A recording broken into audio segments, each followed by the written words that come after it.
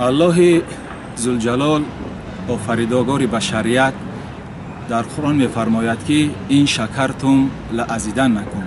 اگر شما شکرگزار باشید هر آینه برای شما ما نعمت‌های خود را بر زیاد می‌گردانیم و ما و شما شاهد حال هستیم که در این روزهای استقلالیت در حقیقت مردم تاجیکستان شکرگزار است که با پیشوای معظم ملت فخر میکنند که همه شکرگزاری کرده هر طرفی را که ما نگاه میکنیم روز از روز گلشکفانتر و بناهای آسمانبوس و پیشروی ها هست. این نشانه شکرگزاری همین مردم است. استقلالیت برای هر یک دولت از همه چیز مقدس است.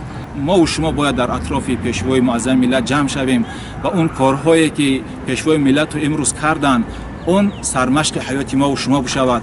ما هم بتونیم که مثل جناب عالی کمی هم باشد در پیشروی این دولت، در مستحکم شدن این استقلالات سهمگذار باشیم.